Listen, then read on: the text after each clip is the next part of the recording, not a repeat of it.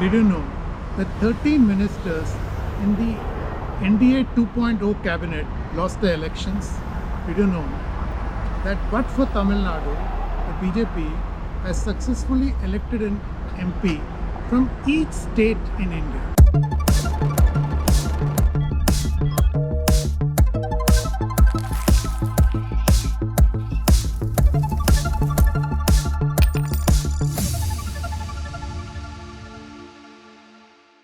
Hello and welcome to another edition of Capital Calculus. I'm your host Anil Padmanabhan. This week, the Bharatiya Janata Party led National Democratic Alliance completed 3 months in power. They were re-elected for a record-matching third term on 4th June. Unlike the first two terms, this one has not been smooth sailing. For instance, a feisty opposition successfully railroaded the government move to undertake a lateral induction in the bureaucracy. Seemingly, matters are in a drift. A key factor is the fact that the BJP got downvoted in the 18th general election, resulting in a coalition without a single party majority. As things stand, it's becoming increasingly clear that the NDA is on the back foot despite the fact that they are fighting back. Yes, a feisty opposition is making it that much more difficult for them. But some commentators are even arguing that the NDA has lost its mojo. What does this mean for the many economic reforms that are on the anvil? To answer this vexing question and more, I spoke to Rajeev Mantri. He is the founder and MD of Navam Capital and one of the most astute commentators on India. I began by asking Rajeev on his thoughts about the NDA's first 3 months in office, especially in the aftermath of them having to walk back their decision to induct 45 personnel laterally into the bureaucracy. Yes, I do think that it is an adjustment. It is obviously a shift from a majority government into a coalition format. So that will have some adjustments, but I don't see this as posing sort of any serious risk or kind of representing a structural change in any of the key agenda items of the Modi government. And that too, the Prime Minister himself has emphasized on the same evening of the election result coming out. He had emphatically stated that this is going to be a new chapter. There is going to be a new chapter of big decisions being taken. If I recall correctly, he had said, "बड़े फैसलों का नया अध्याय लिखा जाएगा." So I think he had made it clear that day itself, and I don't see any real risk or threat to the reform agenda from this. Rajiv, if I was the devil's advocate, the PM made an even stronger statement in his Independence Day address this year, where he talked about time to take tough decisions and basically bite the bullet. But less than a week later, they had to walk back their move to laterally induct 45 bureaucrats into government purely because of opposition from within the coalition and, of course, the opposition. So how do you see that? No, that was certainly an unfortunate sort of outcome. I, for one, do support taking in more lateral entrants. The kind of specialization that we are now seeing in policy making across domains, the need for specialization is real, and that can only be fulfilled, I believe, by sort of lateral entry. Obviously, along with that, we need certain types of administrative reforms going on, whether that's like the training of bureaucrats who are taken in through the regular route, or even their promotion, their kind of a progression through the ranks in the bureaucracy. So I think there is a scope for taking up many of those administrative reforms. In fact, in our book, A New Idea of India, we had spelled out many of these reforms that are required.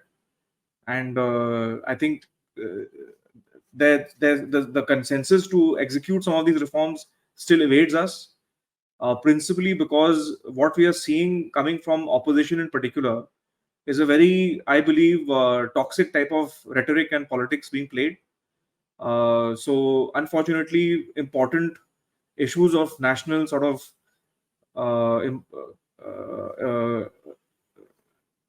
governance and things which would really impact in terms of the outcomes that we want to see, those kind of issues are getting sidetracked just to fulfill the agenda of certain forces who want to push a very toxic and poisonous type of narrative onto us. So, Rajiv, given these new political circumstances, or rather political reality, how do you see this influencing the pace and scale of the much needed economic reforms going forward? So, like I said, there is a period of readjustment. I know June 4th, when the results came out, it's only been about close to 3 months now, right? It feels like an eternity, but it has been just about 3 months. This is a 5-year government, so I think we should be a little bit patient. I don't think there is any compromise going on the direction the country needs.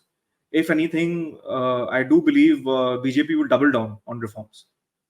I feel very optimistic about that. I don't see any kind of backtracking, and there could be some course corrections along the way, where what we have seen with the unified pension scheme, for example, the UPS. So there was that clamor for bringing back the defined benefits based approach, whereas that would have actually really decimated the reform effort on pensions if the old pension scheme came back. So the government has found a middle way. The UPS has now been introduced. So we could have to make certain compromises of that type, but I don't think directionally there is any change. But Rajiv, one thing that India does not have on its side is time. I mean, too much of time has been lost, say, if you go back to 1991 to now. So, one of the fears increasingly being expressed is that India might fall into the middle income trap. And in fact, the World Bank just came out with its World Development Report, which put it out in very blunt terms that countries like China and India can risk this situation. So, given this new political reality, which could slow down the pace and rollout of reforms, do you fear this for India? So I think that reality will remain with us until we have crossed that hump, right? Until we have successfully kind of gone past that milestone. That will always be a risk. That do we get near it, or do we get to it and then somehow stagnate? Obviously, that requires that we stay on the path of reforms. We don't pause. We don't celebrate too early, and least of all, we don't backtrack. That would be I think the worst outcome, that you reverse some of the gains that have been made in the last decade or so. So I think we have to be very wary of that. There probably has to be a recognition. So astute sort of observers and commentators like yourself, Anil, are recognizing that this is a small window, right? I'm not sure too many people in the country are realizing that.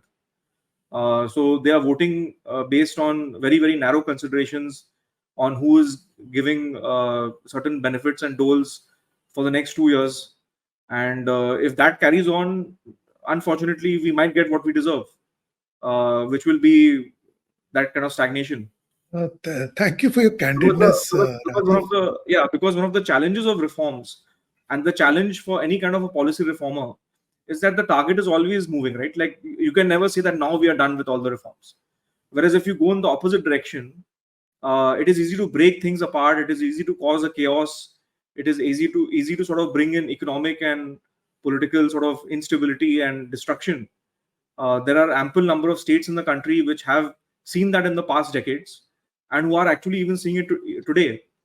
So it is really for voters to judge whether they want to embrace that, whether we want, for example, to take the name of a state, whether we want West Bengals all over the country.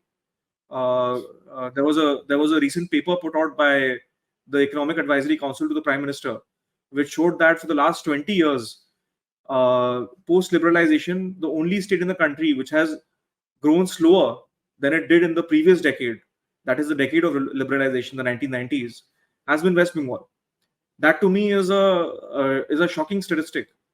Everyone knows that West Bengal and Calcutta have somewhere underperformed and not done as well as other states like Andhra Pradesh or Karnataka, or of course Gujarat and Maharashtra, and even Uttar Pradesh, Bihar, and MP, Madhya Pradesh. But to see it put out there in a tabular form with kind of actual figures backing up that suspicion which many people have had, that probably Bengal is the worst performing state in the country, that is now kind of backed by data. And that should really be a wake up call, for example, people in West Bengal, that do we really want to be in a state economy of this type? Like, why is the region stagnating in this manner and just wasting away? And frankly, if other states follow the policies that West Bengal has had, they will get the same results. So, Rajiv, it's an interesting observation you have made. So, while nationally the union government can push the ball on economic reforms and do whatever they need to do, but we know that the next generation of reforms have to involve states as partners. So, like the example you cited of West Bengal, do you fear going forward that some states can hold India back, or rather, is it that some states, or rather most states, are acquiring a critical mass that they can overcome these kind of hiccups? No, so I think this is frankly nothing new. If we look at the last 30-40 years of economic history, it has always been a few regions or a few states who are pulling the country forward. Post 1990s, it has been, to my mind, unquestionably, I would say it would be Karnataka and Andhra Pradesh. The kind of new age industries which have come up then the last 30 odd years, 35 years, is really something. I mean, the IT sector in Bangalore, obviously, everyone knows about it. Similarly, in Hyderabad, the kind of pharma industries and other industries which have come up. So the emergence or the transformation of certain states and the way they have taken to new types of industries, built up entire city and state economies around those industries, is ultimately what adds up to the national GDP and the growth. So, Rajiv, unlike the political discourse, it's the macroeconomy is not gloom and doom at all. Yes, there are challenges in terms of inflation, jobs creation, etc. But overall, the macroeconomic circumstances have never been so good, at least in the last 2 decades. So, what are your thoughts? So there's a huge credit due to government of India and some of the uh, particular decisions that the government has taken to ensure this macroeconomic stability, which is frankly the foundation for all kinds of economic activity, right? Like, if you don't have stability there, then a lot of things simply cannot be contemplated by the economic actors, by business leaders, by entrepreneurs. So everything good kind of presumes that there will be a stable macroeconomy, and there's a huge credit due to the Modi government for that, for ensuring that inflation stays under control, for ensuring that we are spending well within our means, like keeping fiscal spending under control, and ensuring that a lot of reform measures are implemented. One of the kind of beauties and also challenges of implementing reforms is that when something starts working, we stop talking about it. So if something is going along very well, that becomes a new baseline, and people don't remember how bad things were when it was not working well.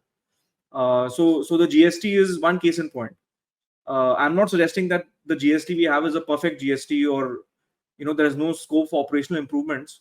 But the nightmare that preceded it, you had to experience it to actually appreciate how good the GST we have is. Obviously, that doesn't matter to the entrepreneur who started their business in 2018 or 2019. They are only experiencing the troubles of GST. But ask the founders who started a company in 2008, 2010, 2012, and then try to scale their business across the country. As someone very put it in a very pithy manner, that the GST implementation was like India doing a free trade deal with itself, where we unified the country's economy. And obviously, you sound like a old man or an uncle who's saying कि तुमको नहीं पता है पहले क्या था. But this is true. I mean, younger people simply don't have the experience of what it was to have the pre-GST world. So, Rajiv, finally, is this a problem of mindset? What you just talked about? We talk about the Cold War mindset when we talk of the deep state in the US. So, is this, a hangover of the license Raj, 0% growth, all these, situations where India never believed, yes, we can. So, is this the challenge among regulators? Some of it is definitely got to do with mindset, I feel. That nothing should happen on my watch. That is frankly the mindset of the median bureaucrat. So they want to do everything to prevent something happening to them in the future. 5 years later or 10 years later, when they're retired, somebody comes and pulls them and says, "Acha, aapke time mein aise hua tha, kyun hua tha, kya hua tha?" So that is a part of it. The second component I also feel is that somewhere the rise of private sector is a very new phenomenon for us. We, for the better part of 70 years, we didn't see a vibrant private sector or a kind of a business community in this way. What we are seeing now is, frankly, in 10-15 years, there are companies rising which are creating enormous wealth. If you look at the kind of list of the top 100 or top 200 rich Indians, you will often find that they are all predominantly first generation entrepreneurs. The preponderance of inherited wealth is coming down in the country, and I think that is a kind of marker of how India is transitioning into more of a market-based economy. Whereas, tying back to the point I made on administrative reform, I think the kind of bulk of the bureaucracy in the country has not dealt with market economies before. Many of them, when they were, let's say, taking the IS exam to become officers or getting the initial training, would have probably done so in the even today, the senior IS officers, many of them would have entered the service in the pre-liberalization era, possibly. And just about now, they are kind of at the peak of their careers, or in the advanced stages of their careers, where they are getting joint secretary or kind of additional secretary kind of postings, where they are in those decision making roles, and their bias is not towards like a pro market system, but their experience and bias is more towards a command and control type of system.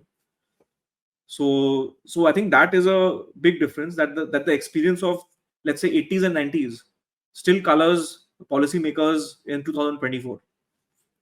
And that's why I feel some degree of training, some degree of sensitization, some degree of lateral entry is absolutely necessary now. Rajiv's conclusion is harsh. Unfortunately, it is also true. I would stretch the argument beyond the bureaucracy. All stakeholders, including us citizens, are carrying historical baggage, one in which we had to struggle for access to things like basics, electricity, drinking water, banking, and so on. People of my vintage will recall that we had to depend on throwaways from our relatives based abroad for even small things like a pair of jeans. India has come a long way since then. Unfortunately, it is taking time for a mindset reset. Time is one thing India does not have. The clock is ticking. Thank you for watching. Don't forget to subscribe to StratNews Global on YouTube. Hit the bell icon so that you don't miss any updates. And please to share your thoughts, ideas and suggestions with us. I'm available on Twitter @Capital Calculus. I'll be back next week with another episode. Till then, stay safe.